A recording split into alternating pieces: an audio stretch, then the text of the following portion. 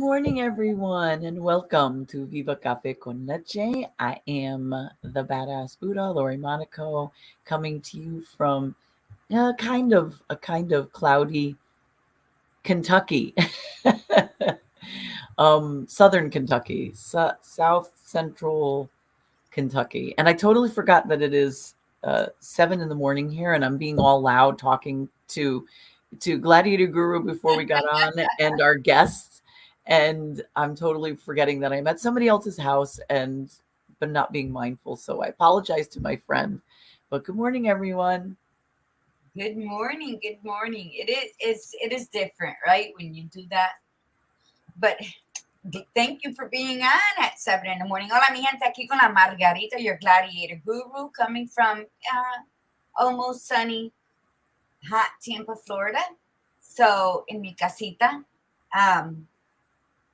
And I always forget too when I'm traveling and I'm in people's houses to lower. I think one show I whispered the whole time, but that one there was family spread out all over the living room, and No, you did that. You did that when I you were was in California. Yes. yes, when you were with Lillian in the hotel room. No, when I was in California in Denise's house, when Oh, but okay, then you did it. Were you in Texas with Lillian? Was it Texas? Texas when people were sleeping. Yeah, that's Yeah. like the hardest thing. If anybody knows me, they know that I cannot whisper to save my life. So when I am forced, because that's what it is, when I am forced that I have to speak low, it's like very whispery and yeah. And I'm like, I can't hear me. People think I'm deaf. I just like things at high volume. Good morning, Arlene, Tiffany Milagros. Buenos dias. Is that a Puerto Rican thing though? Because like I remember just being around, you know, the Puerto Rican side of the family, and they're talking like right here next to me, talking, and I'm like, stop yelling. They're like, I'm not yelling. I'm just talking. I'm like, I'm right They're very here. Like passionate I'm right people. here. It's a passion. That's why whenever I would get my feet done, and I would be like the last pedicure chair near the bathroom, and they're like, and the person's all the way by the front door, and they're responding, and I'm like, oh my god, that's like bionic ear shit. Like, how do you hear that? And they're whispering, and that to me, that's such an art. It is. It really is. It's a talent because we're loud, and it has nothing to do with you know a deficit in listening or nothing like that. It's just we're just I don't know. I attribute it to being um Latinos are passionate by nature anyway. We get excited, so you don't know whether we're mad, whether we're gonna hit you, whether we're gonna cry, or whether we're excited. You can't define it in a quick moment. If you're Latino, because it's like, pero qué te pasa? Nada. I You love know it. what? Italians are pretty loud too, but I have to say though, because I've been around both. I mean, I haven't been around enough other Latinos, but Puerto Ricans are really loud, and you're right, you can't know it sounds like they're yelling, and you think, oh my God, they're like, why are they yelling at me? Or why am I And getting then crack up, right? yeah, Right when and you're then taking a exactly. break, they start cracking up. Yeah, exactly. Funny. Exactly. All right. So today is Thursday, right? And we're heading towards the weekend. It's going to be, hopefully, you're going to make it an amazing weekend. We had a great show on Tuesday, the Love Show. And so hopefully, you were showing yourself all kinds of love in so many ways and practicing self love and self care, because self care is self love. And today we're going to be having a fabulous conversation with our guest, which we will get to in a moment after we set our intention and do our mantra with our fabulous guest Sylvia Worsham. And we're going to be talking about Viva Your Vida, because Gladiator Guru and I were talking about this, and we have something that we're planning along these lines too with this title. But with this show, it's been quite eye-opening and not even eye-opening. That's probably not a good choice of words. I think it's just been exciting because we've had such great conversations, just the two of us. We've had great guests on with great conversations. We've had great conversations with the tribe. And this is about life. Viva Cafe con Leche is, is celebrating coffee with milk, like it's the celebration of the conversation, but really it's the celebration of vida. And every day that we celebrate, and every Tuesday and Thursday we celebrate with the tribe, like directly. And we have to remind ourselves of that. And so that's why we thought about this title, and we thought, God, this would be a really great title to have. And because we do celebrate it, but sometimes we have to actually say that we're celebrating it. What do you think, Gladiator Guru? I think, say it. I mean, when you're happy, say you're happy. When you're sad, say you're happy. I think the most important language that we can all speak in humanity is just expression. We have all these 5 senses. Express them. If you express them, there's less confusion. There'll be less misunderstandings. So, and I think, just when you're happy and we clap your hands, right? They make songs for kindergartners, and that's why I say everything we needed to learn in life, we learned in kindergarten. And if we were to do that, right, just be expressive and verbalize and Jay, go out there and viva. You have to live life, and what's the best way to live it? In movimiento, because movement is life. So, I mean, there's so many things that rotate around that. That's it. I'm done. I'm done speaking. Oh, okay, good. All right. I mean, you were going, so I thought you were going to keep, you have such a poetic license, so, well, you want to set we'll set the intention, and then we'll do our mantra, and then we'll get Sylvia up on here, and we'll have 3 fabulous ladies speaking about life and living it and enjoying it. So, all right, so let's set our intention as always with the Viva show. Our intention and your intention today is to be intentional and grateful. That's it. Set your intention to whatever it may be, whatever resonates with you, whatever is connecting to you today, and be grateful throughout your day. That's it. All right. Okay, let's do our mantra and say it loud, say it proud. So we're speaking to you, Arlene and Darlene. You got to repeat this. Yes, I look in. Hello from Istanbul. Oh, my sister. She's in Istanbul. She's not really in Istanbul. I know she left for Italy. That's not even remotely close, right? Where are you right now, Lee? Put it into the chat. So here we go. We're going to say our mantra. Say it loud. Say it proud. I am a disruptor. I am a disruptor. I am unapologetically courageous. I am unapologetically courageous. I am spiritually grounded. I'm spiritually grounded. I am magically orgasmic. Ole. And I am beyond authentic. And I keep it real. Ah, yes, yes. Oh, she really is in Istanbul. She's at the Istanbul airport. Well, okay then. I don't even know where Istanbul is. Isn't that terrible? Where is that? Isn't it Turkey? Oh, yeah, it is Turkey. So she flew further to go. They do that. Right? I was reading something about that yesterday. I didn't get the whole conspiracy theory on it, but I will. That's my gig right there. I love it because it makes sense. Oh my gosh, that's so funny. Well, good, Lee. How was your flight? Let us know how your flight was. My sister's such a good traveler.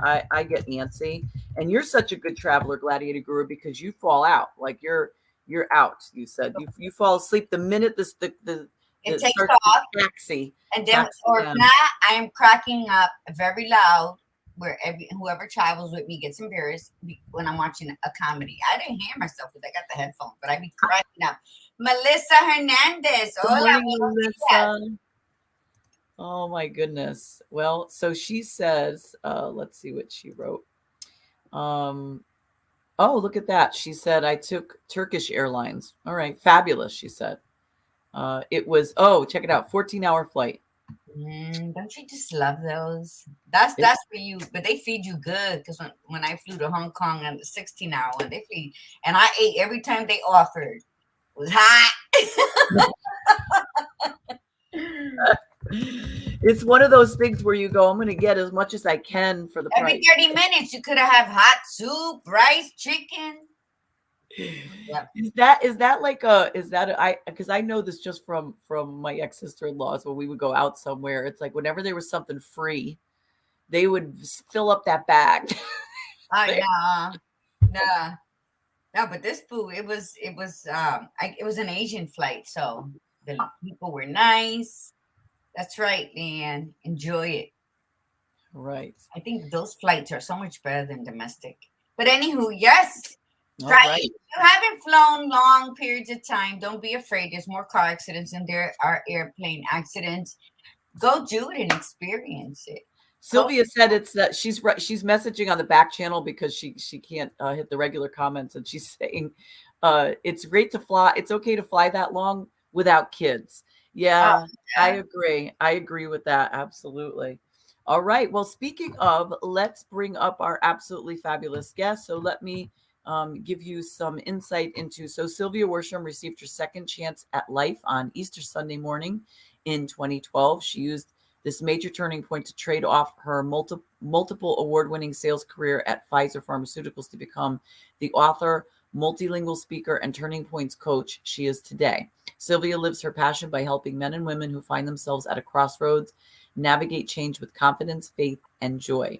Her mission is to help professional parents become the best version of themselves, trust and act on their inner wisdom, and integrate their personal and professional lives with joy. She does this through her Joy in the Journey masterminds, keynote addresses, one-on-one coaching, and conditioning programs. She resides in Austin, Texas with her amazing husband and two fabulous children. I added the fabulous, but she's going to agree with me. So there we go. There's Sylvia. Yay! So we are all in different time zones right Yep. now. We've got Gladiator Guru on the East Coast, me on Central Time, and Sylvia on Mountain Time. Yes? Are you Mountain No, Time? I'm Central. I'm Yeah, 7 like you. hour. I'm in Texas, girl. Yeah. No, but doesn't Texas have multiple or no? Well, but I'm not in El Paso. I'm in Austin. So Yeah, El Paso would be mountain. That would be okay. mountain. I don't know the map. Am I? That's okay. I'm in somewhere in the middle of the state. So Okay. All right. Because I know that Kentucky has two different time zones. Tennessee has two different times. So mhm, it's so funny to think that when you split a state like that, mhm. it's really freaky. So, but anyway, good morning. Good Good morning, morning. Miss Sylvia. How are you? I'm so happy to be here. And I got to say, with Gladiator Guru, I have one thing to say. It's not just Puerto Ricans that are loud, Mexicans are just as Ah, loud. yes, honey. I know. That's it's a Hispanic thing. It's not Yeah. just a Puerto Rican thing. And, Cubans are the same way, Guatemalans are the same way. I Well, I mean, know Brazilians are. I have a lot of Brazilian friends they're too. So loud. that's They're true. just Yeah. loud. And my husband, who is from Louisiana, is like, I'm right here. Why are you guys screaming? And it's like, it's a Hispanic thing. Just get with it. We're passionate people. And it is. It's a passionate thing. And like it is with interrupting each other. People think Yeah. it's such a sign of disrespect. I'm like, have you heard Hispanic speak? Yeah. But wait. Let me tell you something. Yeah. Latinos are loud by nature, and people call us loud, and I just have to remind them that it's just passion. We're passionate about life. We're passionate about what we're gonna say. We're excited, to be in company of one another, even if we like each other or not. So it is. I love being Latina. No, that's my identity. I would have put La Loba as my name, but I didn't realize we were going by these different names. That was my Oh, you don't nickname, and have I was a to. Zumba instructor. So You don't have Oh, to. That's our. I mean, when we do the show, that's our names for the show. But when people come on, they call us. Sometimes they'll call us by our first name. Doesn't really matter. But I we love want we I'll want play along. I like to play along. that you could change it. Then go ahead. You could change your name right now. You just No, click no, on I'm those good. three I'm buttons. good. But we want you to represent yourself as you want to represent yourself. So Yeah. but and I always say this to people too with regards to the conversation of the yelling. A really good way to understand these cultural these cultures that are loud, that speak that way.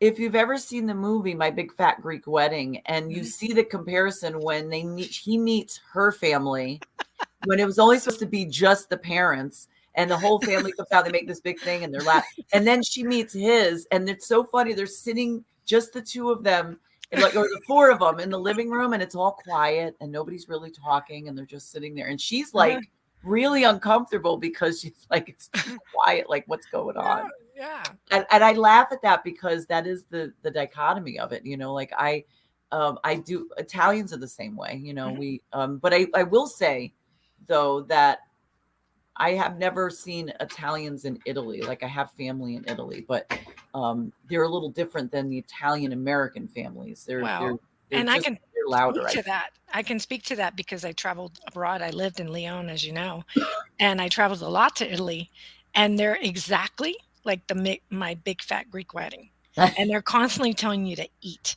Mangia, mangia, mangia. I'm like, I can't manja anymore. I will explode if I have one more course, So they're very lively. They're very warm and friendly.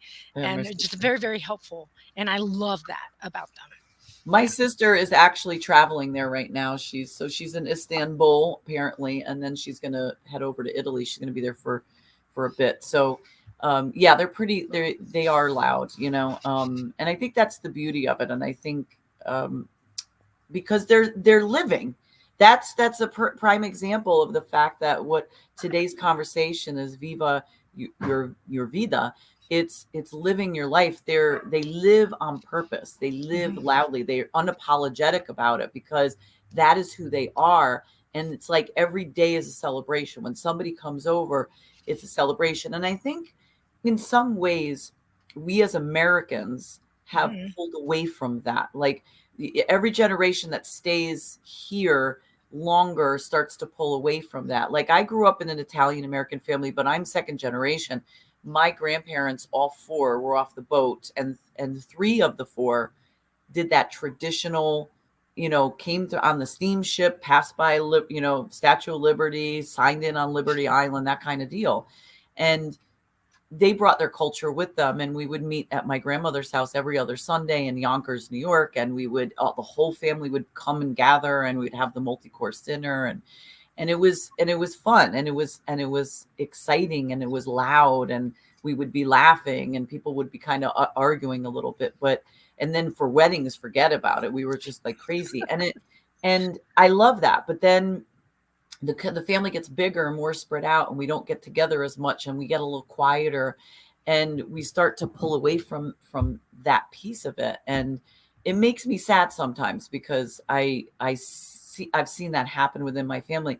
My family are great people, and they're lovely. When we get together, we have a great time, especially at weddings, but we don't get together nearly as much. And we've lost that loudness, that really crazy excitement. I think what I find in what you're saying, Lori, is that a lot of people, to fit into this American culture that's supposed to be better than everybody's, they deny themselves to fit in. So they become, well, let me be polite. Don't talk loud. That's embarrassing.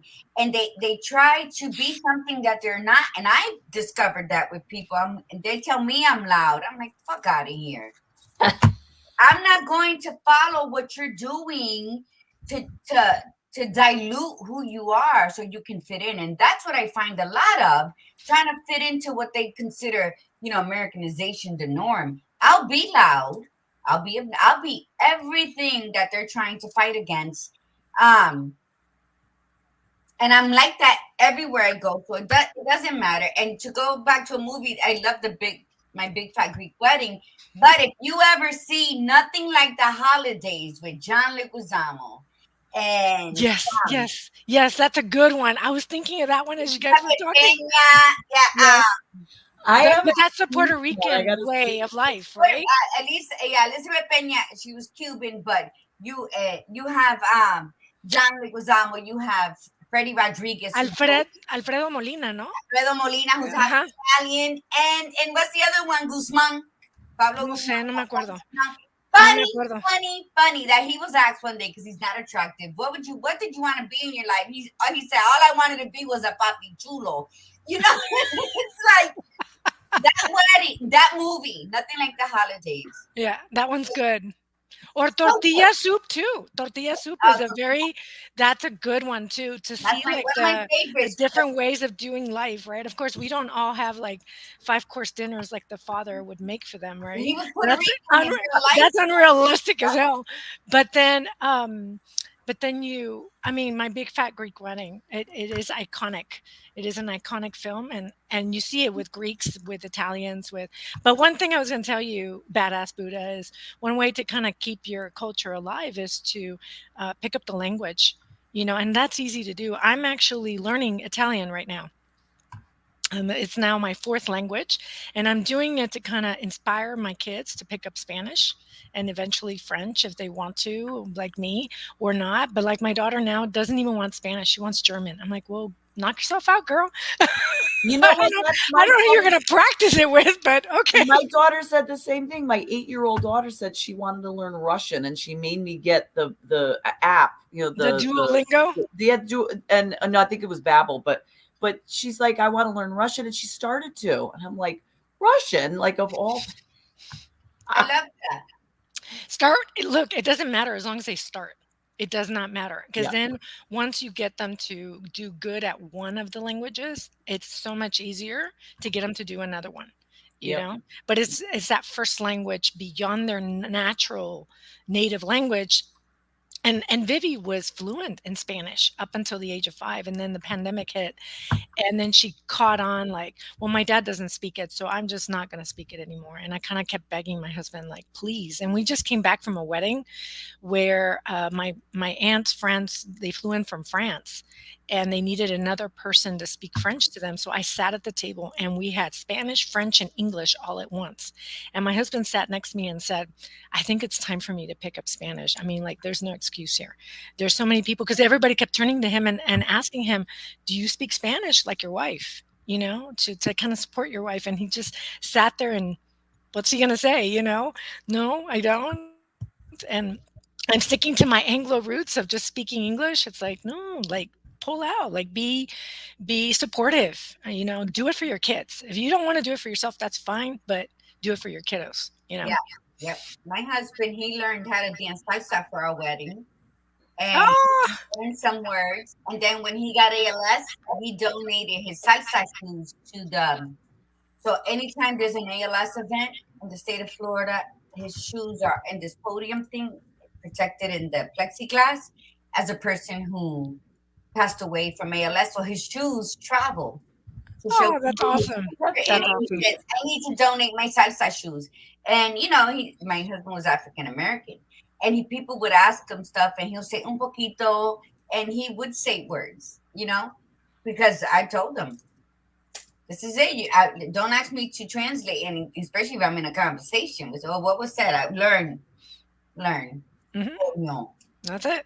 My downfall is this, and I really struggle learning a language. My sister was always good. She picks it up. She goes to a country and she picks it up, and I was always the one that would really struggle with it. But I'm flipping that narrative, Mm-hmm. But the funny thing is, the one thing I really am a fanatic about is that if I'm going to learn a language, I need to learn it to pronounce very, like perfectly.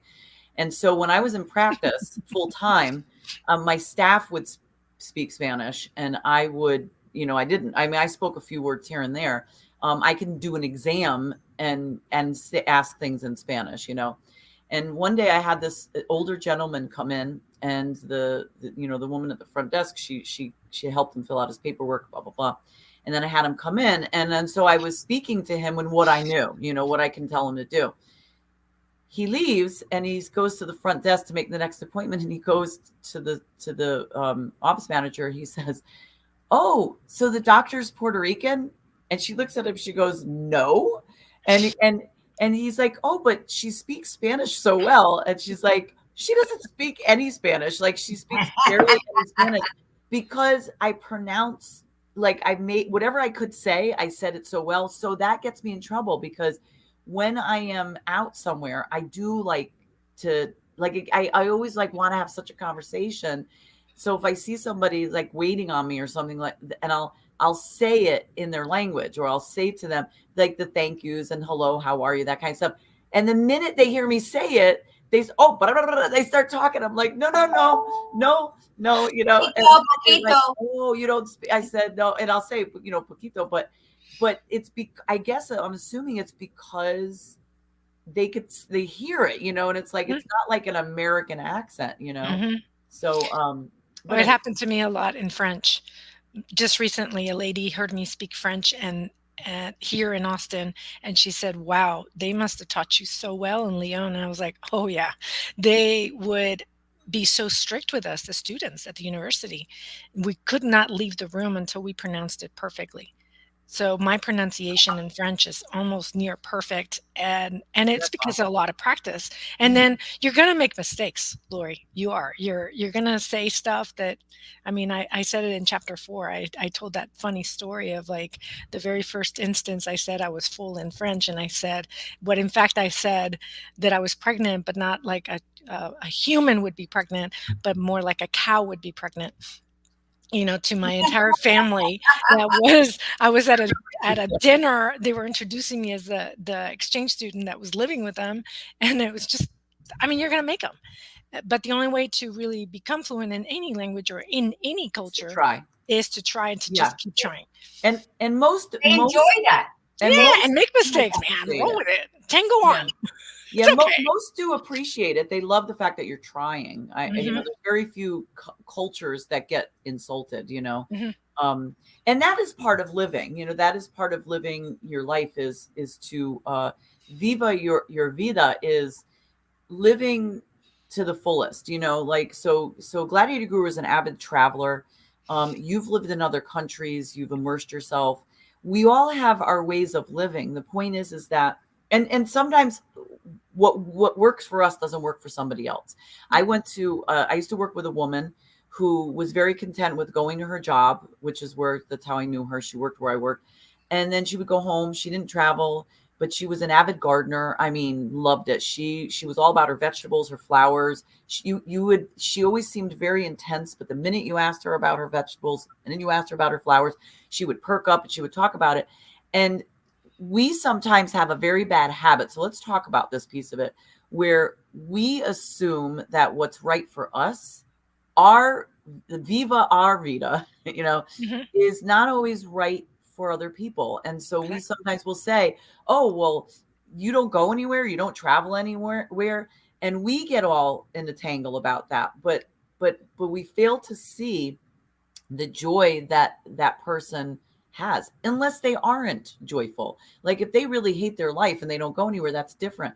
But if they're living their life the way they want to live it, then we have to honor that fact and celebrate it with them, even Hmm. remind them, Hmm. oh my God, I'm so happy for you. That's great. I love the fact that you're such an avid gardener. I think that's so beautiful that you know all that information. Yeah, it's discernment. We just got to approach everybody with discernment. Nobody's going to have our experiences. They're not going to speak the way we speak. They're not going to find joy in the things we find joy. If we judge them wisely, judge them innocently, then we shouldn't have a problem how people do things as long as they are doing things. Like I spoke a lot before. There's doing and there's being. So are you busy doing life or are you busy being life? So Hmm. I mean, people who are just busy doing, they miss out on life. They do because they're strict work, this, and that. And those are normally the first ones to judge what other people are doing. Hmm. So we gotta say, whatever floats your boat, if that's what makes you happy, go ahead, but don't come over here with your bullshit. Because that's the problem. That's how people start like that dialect of, well, you're not happy with you. Well, I would never do. How does anybody doing what you do is happy? I think if we just honor what each other's doing and how we do it, ask, what feelings do you get, Sylvia, out of doing that? Because I can't see it. Well, then that's a good conversation. Yeah, Then to me, Sylvia's gonna get excited and be like, oh, let me break it down. And then you're going to get excited because you're going to be speaking about something you love that I don't understand. And then that brings clarity. That's mhm. also living, it's sharing. Go To ahead. me to me, it's about meeting them where they're at in their journey. Mm-hmm. Just where they're at and honoring that journey they've had, because a lot of people, like you said, they'll judge based on their own experiences. And I wouldn't want people to go through the experiences I went through. The near death experience, for example, that's terrifying. You don't need to go through that to awaken to a beautiful life and a life of joy. You can certainly, um, have these pockets of joy that I was talking to my husband about the other day. I said, when you shift your mindset, when you focus on the beauty of life, you start to shift that way of viewing things. And then all these opportunities and all these joyful experiences just start popping up everywhere because your mind is focused on the beauty of it, not on the lack of it. So we always talk about abundance and scarcity. Where are you operating from? Are you operating from not having enough, not feeling enough? Or are you operating from I am enough? I am a badass, woman.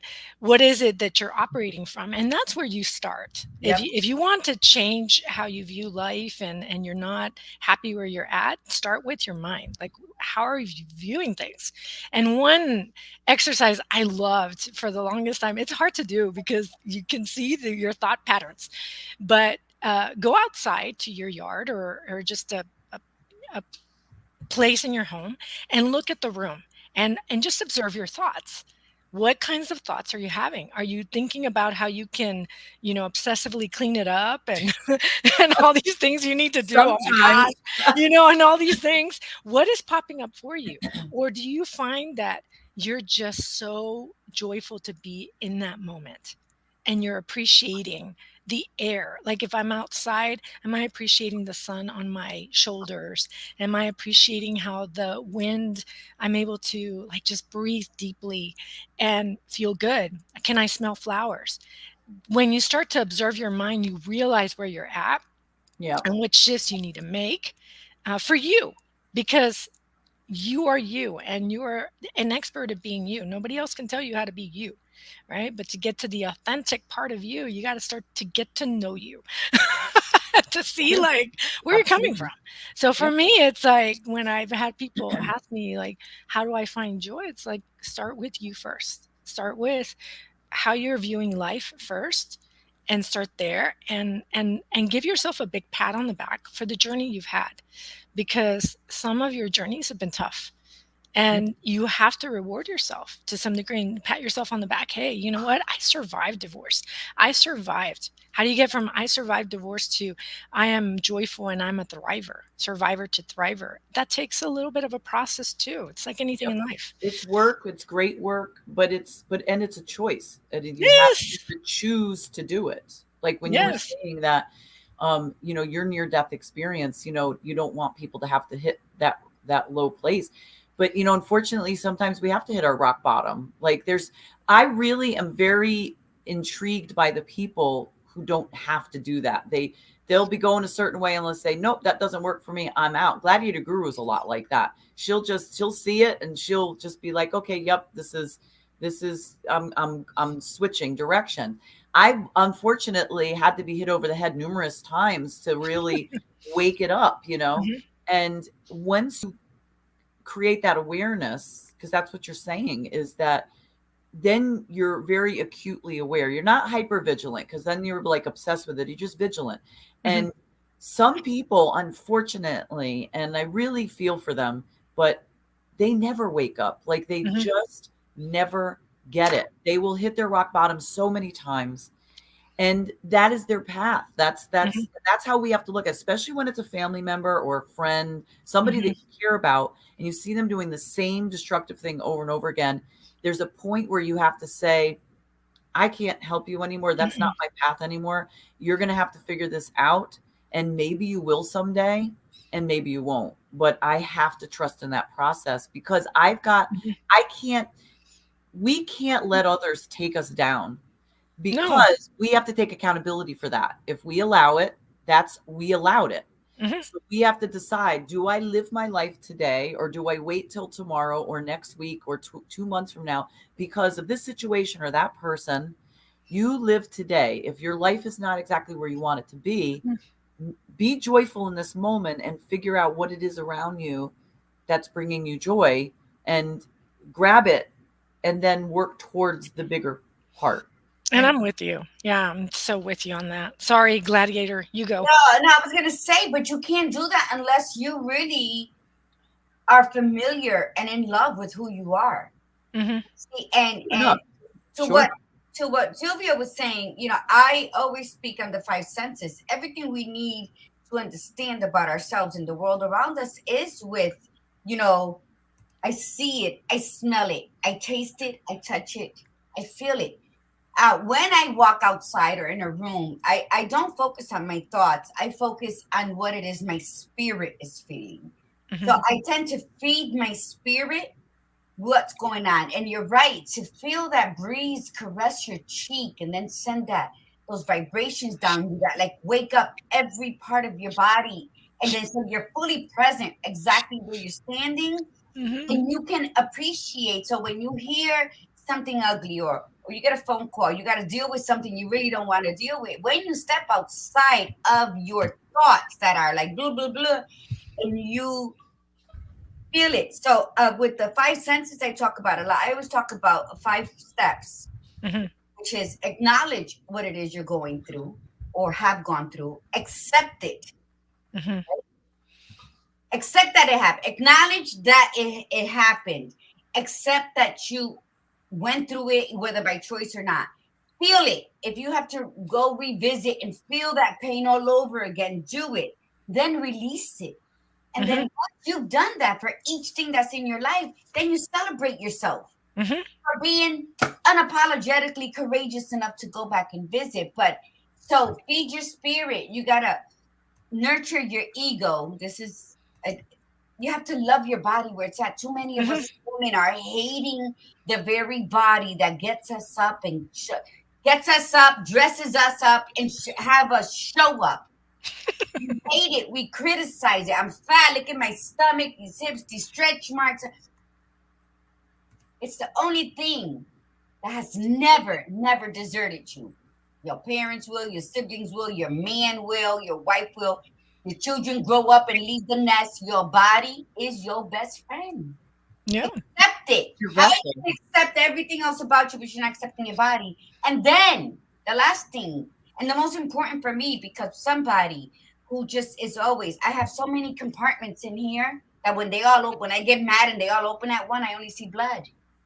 So you gotta, after compartmentalizing, unfuck your brain and allow your spirit to feel the essence of where you're standing. And then Hmm. clarity will come. And then you go back in and sit at your computer, or you get on the phone and you talk to people. Because then you're like, USA. Yeah. I totally get it. I Yeah. loved what you were talking about because you're talking about self love.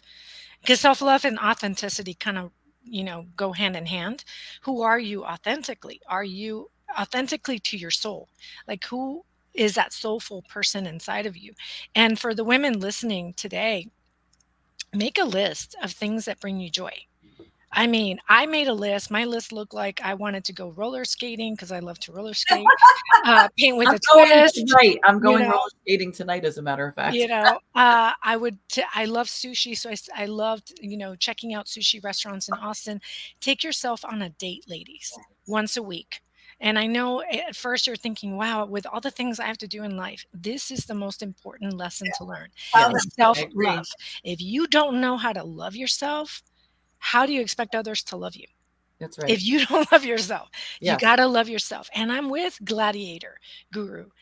Thank your body every day. Thank those stretch marks for carrying your babies.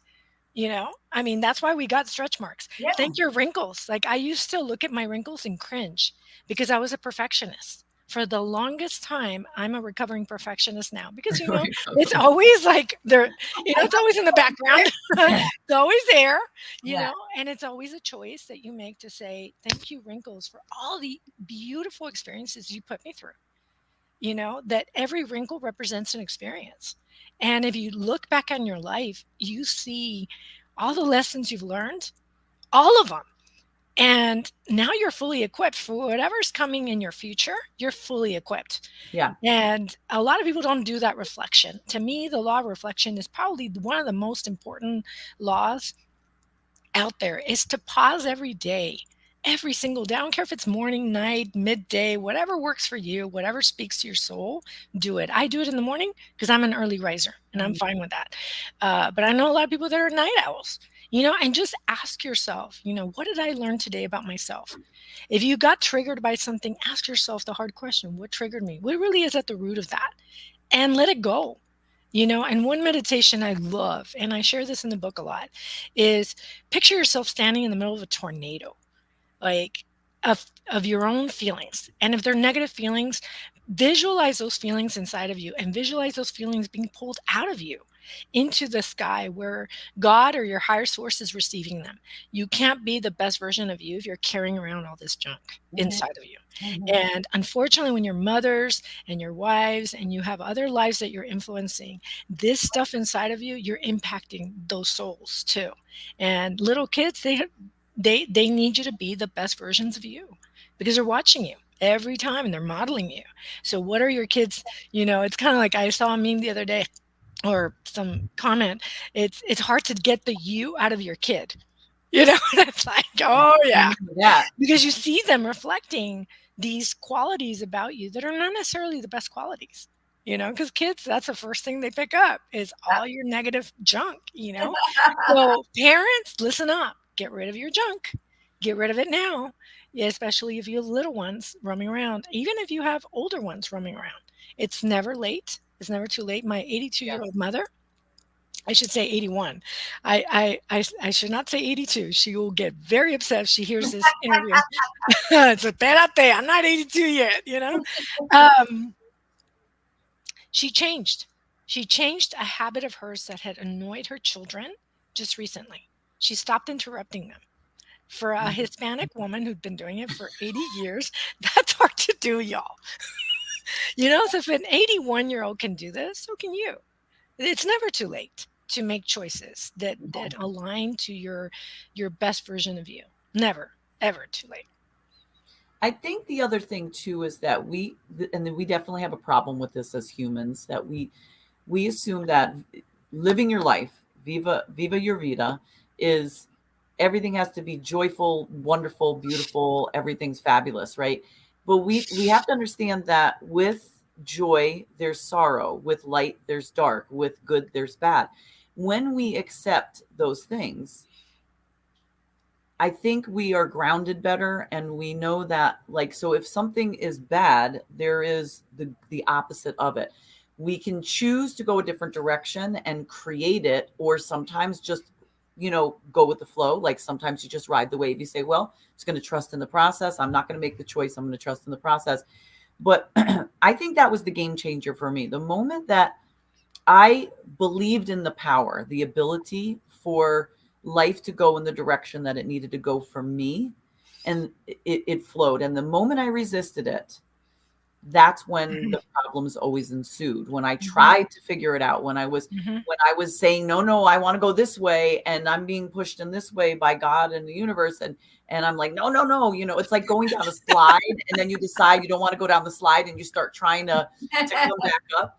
And so, and I figured that I will make things joyful for me. And mhm, if it's not good, I will make it good, and I will connect it because I can. But it takes that awareness, it takes that reflection, all of those things that you both have been speaking about and I've been speaking about.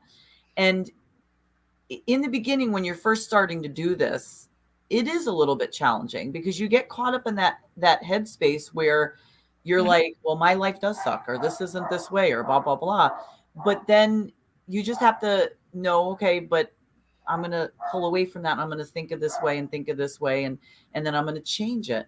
And mhm, you can literally live your life very joyfully. If mhm, something doesn't work out, you shift it, you know mhm, and that's why, like, with me going on this, like, I'm on a road trip with my 2 children and 2 dogs.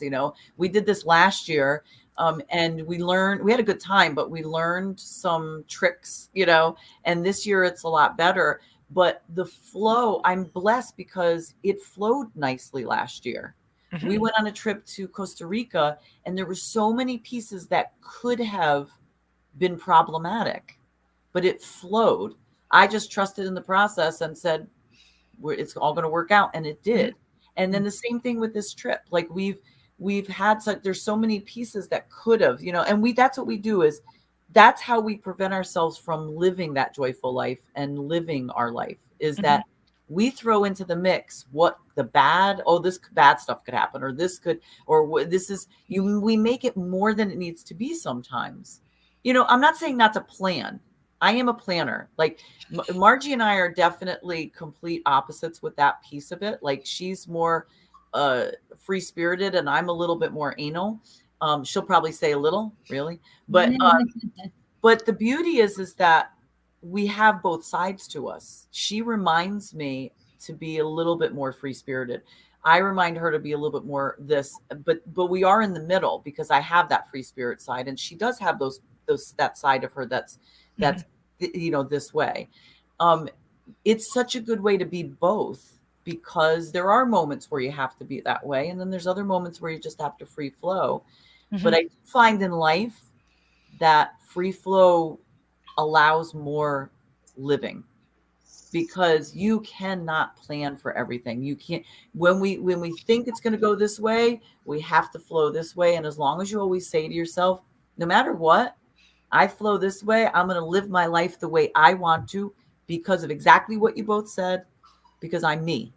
Mhm. I know who I am, and this is how I'm going to, and I'm going to shift, and I will never stop being who I am. And that's the key, is identifying who you are and Mhm. living your most specific authentic self. Yeah. You must know who the hell you are in order Yep. to know where the hell you're going and what you will tolerate and what you won't tolerate. And always remembering that the opposite of life is death, and that's the balance of the universe. So everything that might seem like out of this world that's happening to you, just remember there's just a yin yang for everything. And that's where, Sylvia, when you would say Viva your vida, your way, and thank you, Badass Buddha, for explaining all that.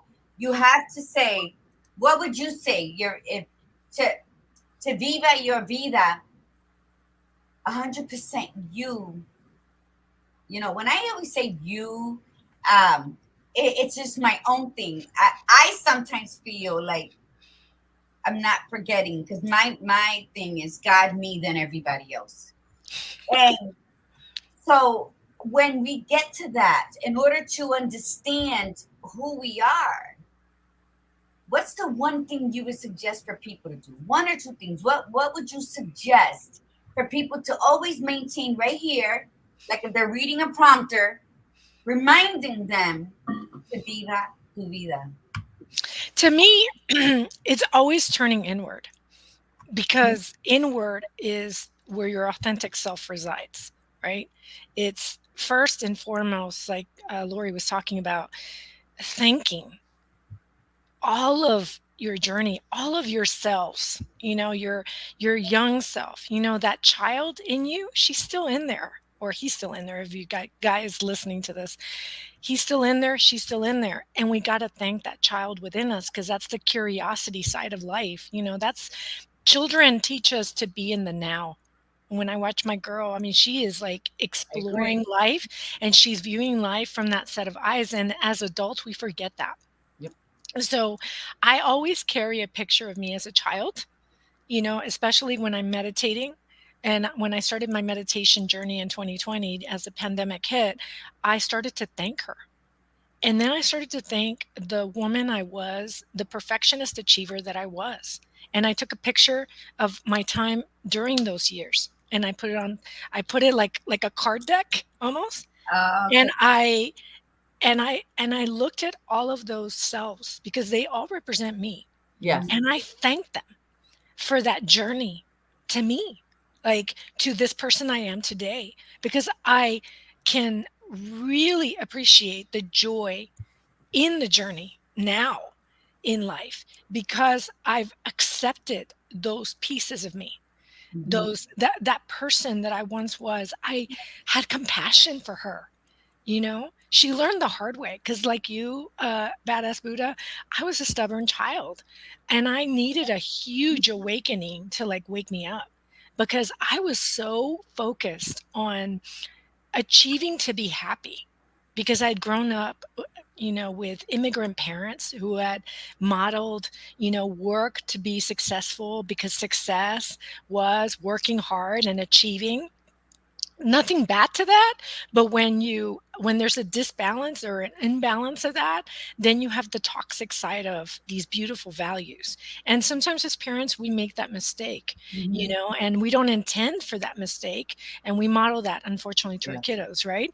So what I've done is I've taken pictures of all of me in answer to your question, and I've thanked and accepted who I've become because of these individual sides of me, and then I've gone back to understanding who I am at my core, and I've done the things that have brought me joy by the examples I shared with you earlier, is of making those lists of what brings you joy and doing it on purpose every week. Yes.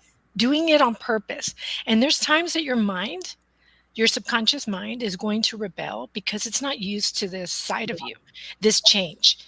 And it's doing is it's making sure that you really want this change. So you always want to make sure that your purpose is really strong. Why am I making these changes? Who am I making this for? Why do I want this so bad? And make sure it's strong in you, and those days that you feel low, make a list of all those things you've done in your life that you're so proud of yourself for. And I want you to look at that list, and I want you to pat yourself on the back, because your journey, you've gotten here because you've been courageous, you've been brave, you've been unstoppable, and because you're badass. Yeah. So always give yourself that pat on the back, because if you can't do that for yourself, no one else will be able to do that for you. So, I think we forget that too. I love that you said that. I Mhm. think we get caught up by the time we're in our 40s, 50s, 60s, we get caught up with all the bad shit or the stuff that was just flowing, like just going.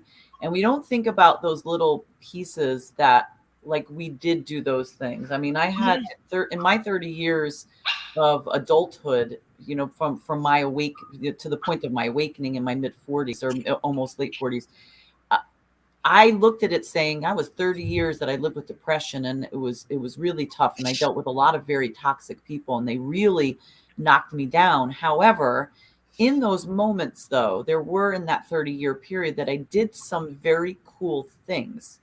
Sometimes because of the relationships that I was in, because they exposed me to these things, which I'm grateful for. And I have to honor that piece. Like I have to Mhm. think about when in those moments and then reflect back and say, how did I feel when I was doing those things? Oh, I really liked it. Why did I stop? Oh, I stopped because I started mhm, this person and they weren't interested, and I just went with whatever they wanted to do. My mhm, choice though, that was not their fault. That was my fault. But mhm. if I liked it so much then, could I bring it back in now, And that's what I've been doing in the last 5 years, especially. I've really been reevaluating the things that I did when I was younger. Mhm. And, the mountain biking, the hiking, the scuba diving, the motorcycle riding, and all that stuff. And then said, yeah, you know what? I want to bring that back in because I did like that. And then I have the choice to keep the stuff out that didn't really excite me. And getting in touch with my inner child, I have to thank my youngest for that one, Mhm. because she has really reestablished the connection for me with animals, which I've always loved animals, like I always have. And her love of it and seeing it through her eyes of how excited she gets with certain things, um, like it just rekindled it for me. So I Mhm. get just as excited about it. It's not everybody's cup of tea. I know that, she'll be sitting there looking under rocks and say, Mom, she'll come up with me with a snake, and go, Mhm. Mom, look what I found. And I'll be like, Mhm. oh my God, that's cool. Let me hold it. And, but I don't know if I would have done that again if she didn't come along. Yeah. And I love that. And I appreciate that. Like we went of all places in Kentucky. We went to a place called Kentucky Down Under. So we went and hung out with kangaroos in Kentucky. But it was so nice. Like I was so excited to do it, and we were literally, in the pen with them and petting them, and I was just loving life. But I was also loving the fact that both my kids were just, even the middle one, the 18-year-old, we were just so in that moment and loving connecting with the animals. And so it's the awareness and the reflection, everything that you've both been saying. But it did help to write that list, because that's what I did do. I wrote that grateful list. I just want to bring something back. Both of you said very, very important things for people who badass and courageous, and that they showed up for themselves in their worst moments. And that was beautiful when you said that. And then Badass Buddha, you said that the negative things, and you said, but it was by choice. But I think we also got to remember that those bad things that happened to us growing up really did serve a purpose. Like, I'm not saying trauma formed you to be this triumphant person, but out of the trauma, the drama, the chaos, you learned. Hopefully. You know, it probably won't happen then for many people. It'll happen after the fact. But stop being, I think the message I want to give to the people listening is stop being angry about what somebody did to you 10 years ago, because that part of I am is still missing a very important adjective, because you're too busy wasting on being angry on somebody whose only purpose to hurt you was to teach you. And that's what I believe. I believe people that come into your life and hurt you, and then they're no longer a part of your life, but you're still holding on to only the pain and not the introduction of that. Like, why did this person come in my life?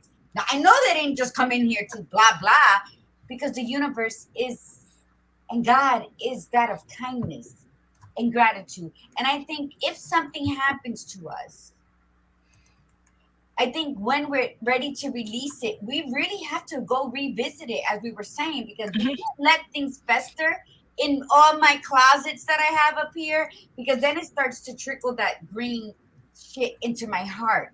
And I'm cheating myself now out of living mi vida, you know?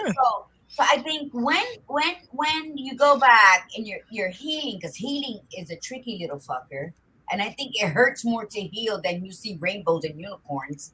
Yes, I agree. Acknowledge to people that you've held something against in a negative light that's really blocking some of your sun rays from happening. And be grateful that it happened, because through pain, you know, Rumi says the cure for the pain is in the pain. And we tend to forget that. And then you can really say, I am blah, blah, blah, because this is who I am. No, and I totally get it. Right? No, I love what you said, because it goes right in line with one of the themes I wrote about immensely in Journey to Me, which was, what lesson did I learn through these turning points? And I know Lori knows what I'm talking about, because she read the book. And I share at the end of each chapter how the lesson of responsibility, for example, impacted my life and helped guide me through my life. Because when we reflect on our life and we see, I saw God's hand throughout it.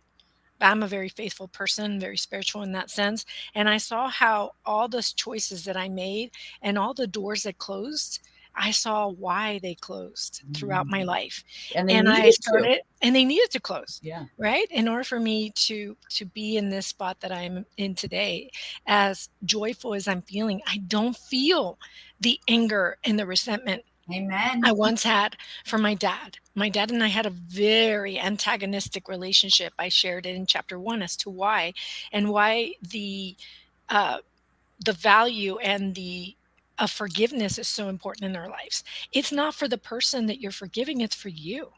Because you release yourself of these things that just don't align. You cannot feel the full sense of joy if you're carrying around anger and resentment in your heart. You will not feel that joy. You'll be forcing through it. And here's my advice is work through it. Stop putting it aside. Stop avoiding pain. If you really want to feel joy in your life, really work through your pain and forgive. Forgive those people that you think wronged you. Now realize that we made choices in our life, like Lori said, take ownership of the choice you made. When you take ownership and you accept your path, whatever it was, and you forgive. Those are three big ingredients into having this joyful life and really living in the present moment. Because a lot of us, what happens is that either we are obsessing of our future or we're rehashing the past. So you have to ask yourself, where am I living? Am I living in the now, where joy is and God is and all our abundance is and our light resides in the now? Mm-hmm. Or are you living in your past because you're avoiding it? You're avoiding your pain by living in your past. That's the excuse you're giving yourself. And I hate to be like hardcore on this, but I have seen it so many times. Like I saw it with my own siblings during that family vacation that we just took. The anger inside my sister is so pronounced. She is alienating herself from everyone.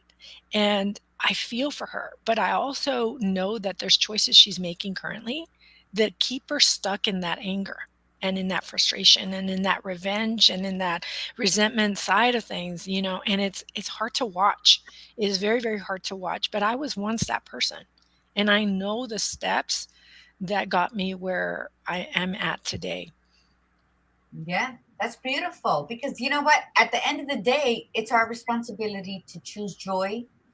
Well, you can't. You must entertain life with both seasonings, sweet and sour, because you'll Mhm. never fully be present in your joyous moments if you have not acknowledged Mhm. the painful ones. And to me, that's what it is: life, death, and rebirth. And it's a continuous cycle. And so there is no breath in us. So I thank you. And I think that, you know what, we all know this, but there are times when we allow life to take the wheel, the happenings of life, work and daycare and school and this and that we forget the true essence of who we are. The true essence of who we are is sweet and sour. It is our good side and our bad side, our Mhm. angry side and our belly laughter side, and we have to participate in Mhm. the yin yangs of our lives so that we can use discernment when we're amongst others, where we can say, I don't know what's going on in their life, but I'm just going to smile. I'm going to share the kindness and gratitude from my heart because a person looks like they're not in a good mood. My old self would have been like, well, she got something to say it, or whatever. Mhm. But now it's like, bendito, like, I wonder what they're going through. I don't know, but I'm going to smile. Hmm. Like, you ever go to, and real quick, to check out somewhere and the person's checking out and they just look like they're mad. And there's somebody like, oh, whatever. We don't know what just happened to her on her weekend. Mhm. That's correct. I No. agree. So I'm like, I always look for the name tags. So I'm like, hi, Laura, how are you today? You have a beautiful smile. Now she knows she ain't smiling. Huh? And so what does she do when I say that? She smiles usually. Smile. Yeah, Yeah. I Well, agree with you're speaking to her higher self, right? Yeah. To that soul identity in them. Yeah. And and and that people forget that part. They get stuck on the fear-based ego. Mm-hmm. That's where they're stuck with their anger and their resentment, and because ego's not bad, y'all. No. I think most people have misinterpreted ego. Ego is your self-image. So you got to kind of look at how you see yourself. Are you seeing yourself as this angry identity, or are you seeing yourself as this joyful identity? And I then start stepping into it that fully. I the know article. I know we're at the end, but I do want to say something. And we could have a whole nother conversation about this, and that's why I want to mention it is that um, because I got caught up in this loop, and I see, bless my mother, but my mother's caught up in this loop. Being joyful in your life, avoiding is not joyful, Mm-mm. and it will hit you one way or another. Take it from me, and I've seen this play out. It'll affect you either mentally, emotionally, even physically. And I've seen people so many times. My mother does it where she just avoids. She does not want to deal with something, and she thinks she's living a joyful life, but in reality, she's very miserable. And I had that pattern for so many decades until I realized that avoiding does not solve the problem. It festers in you. So Mhm. if you think that I'm going to live today for my present day and I'm going to live my life and but you stifle whatever it was. We're not saying to live in the past. We're just saying you have to deal with what was there and then move forward from that, not Mhm. avoid. Because that's where I think we also literally, that's something that could be a whole another conversation, because we do that all the time, that we're like, oh, I'm living my life. And it's like, but you haven't dealt with stuff. You haven't. And it hits you. It hits you one way or another at some point in time. But that was a good point. Give me 1 minute, because then when you have that festering, when you get so angry, you're very unforgiving because you're such a victim. And why is everybody treating me like this?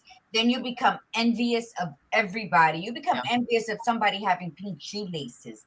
That's how minimal your ugliness shows, because of insecurities that you have. You're angry because you don't know who the hell you are. So you're envious, you're jealous, you hate everybody, you wish nobody good because I'm not there, so why should they have it?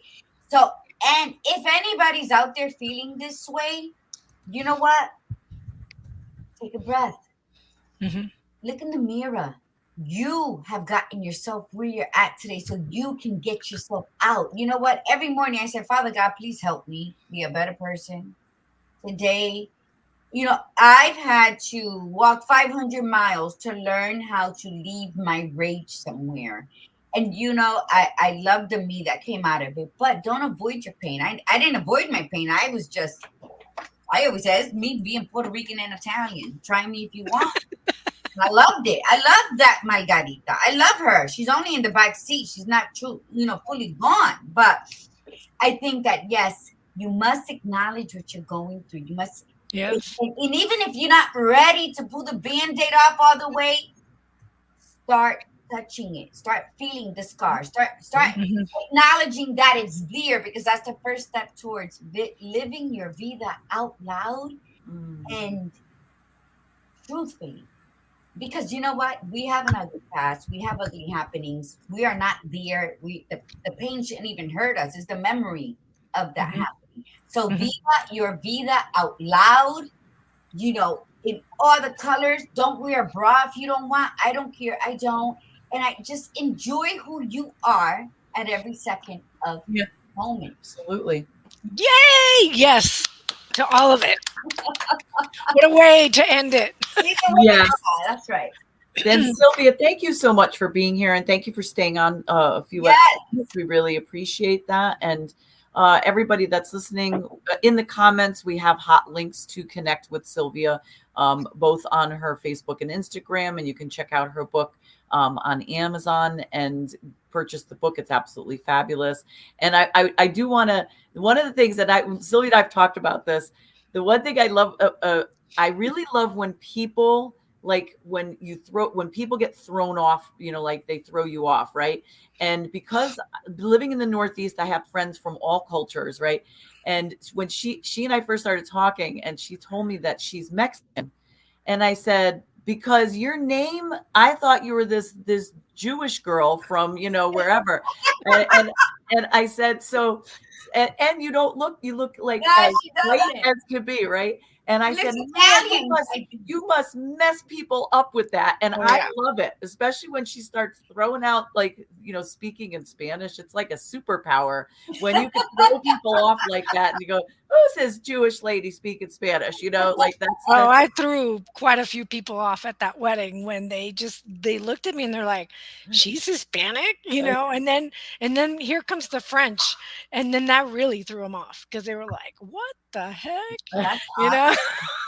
Where are you Listen, from? you want to really throw them off, Sylvia? Start learning some like African, you know, like the one that the one that clicks or something like that. We'll be like, the hell is she from? Yeah, that's beautiful. That'll be funny. That'll be funny. But I look forward to speaking Italian with you one day, Badass Buddha. I challenge you to pick up the Duolingo. I want to learn Spanish first. I gotta learn Spanish I first. want to learn Italian. I understand it when they talk to me, my Italian friends that only do that, but to speak. We certainly have the personality to speak it, though.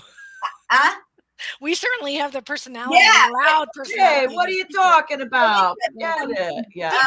Come bella. I think it is the most beautiful. I've always considered Italian, with all its 800 dialects, to be the most beautiful language. Well, it sounds like they're singing. They always sound like they're And singing. the Colombians too. They're the same. But I think if anything was my favorite language, it would be Italian. I love the country too. The country, I Andiamo. love traveling in it. It's beautiful. It's absolutely I beautiful. have And Yeah, of to I'm all gonna the go. get there. countries, if I ever went back and lived in Europe, I'd live in Italy. Wow. I'd live in Italy. I would not live in France. I would not live in England, Germany, none of those. Switzerland's beautiful, but Italy was my favorite of Yeah, all of them. I I've feel that way heard. about Spain. Yeah, I mean, and I can certainly with a last name like Villalobos. Yeah, Villalobos is very common in southern part of Spain. It's not common in I Mexico, love that last name. and Yeah, that's why me they call too. me La Loba, you know. And I yes, I love do it. howl. I do howl at the moon. We won't ask your husband. We won't ask your husband if that's true or not. We'll take your Woo, word for yeah, baby. No, Let's not get into that subject, shall we? he said you don't need to confirm it. Do it again. How? Go ahead. Loba. Woo! And with that, we're going to end the show. So thank you so much to our guest, Sylvia Worsham, for coming Sure. on. Check out all her social media and her book. And everybody have an absolutely fabulous week. And we'll see you on Tuesday. And from the Badass Buddha, remember, be you, be real, and be extraordinary. And from the Gladiator Guru, mi gente, to breathe in the beauty and breathe out the bullshit. Namaste. Namaste, everyone. Namaste.